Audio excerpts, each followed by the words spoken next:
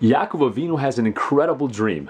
He sees Malachim going up and down on a huge ladder from the Aretz all the way up to the Shemayim, and he says, wow, incredible dream. And HaKadosh Baruch Hu says to him, don't worry, Yaakov, I'm going to take care of you. Yaakov wakes up and he says, Achein yesh Hashem b'makom hazeh v'anochi lo yadati. HaKadosh Baruch Hu is in this place. I didn't know. Rashi says that Yaakov Avinu said, if I would have known that HaKadosh Baruch Hu was here, I wouldn't have gone to sleep. Makes sense. You don't go to sleep in front of Hashem. Makes sense.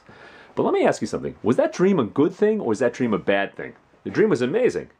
Yaakov Avinu was promised that good things would come from him. The Jewish people were going to come out of him, and Hashem was going to take care of him. A fantastic experience. But wait a second. If Yaakov Avinu had not gone to sleep, would he have had the dream? Probably not.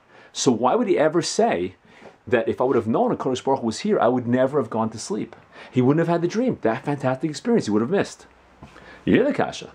So, simply speaking, you could say, look, it's true I wouldn't have had the good experience, but I want to do the right thing even though it's not a good experience. I lose out on something that's true. But my job is not to have the best experience there is. My job is to do the right thing. And I think that's true.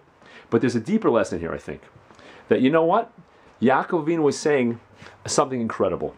Good is the enemy of the best. Did he have a good experience? He sure had an incredible experience, but he could have had a better experience. Yaakov Avinu was saying, had I been awake, I would have had even a better experience than I would have had if I was asleep. Knowing that Hashem is here and consciously connecting to Him would have been a greater nevuah, a greater connection. What does it have to do with us? Every single day we do certain things, and maybe we think, you know what, they're pretty good. The experience that I had in davening Shabbos was maybe a 4 or a 5 or a 6 on a scale of 1 to 10. It was good, it was beautiful, it was nice. But you know what? Maybe it could have been better. What can we do to up the experiences of our lives? What can we say? We're about to go daven mincha. How do I make this mincha from a 4 or 5 into a 6 or a 7? How do I make it into an 8 or a 9? What thoughts do we need to have? At least asking ourselves the question is a critical thing to change in the way we live.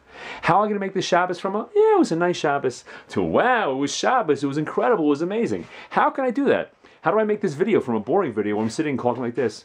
Okay. Now we're going to talk about Yaakov Avinu. To making it exciting where things are changing and its perspectives are constantly moving around. How do I do that? That's something that every Jew has to think of. How do I make it great? Yaakov Avinu did it himself. He said, you know what? This could have even been a better experience. Don't settle for less. Be fantastic.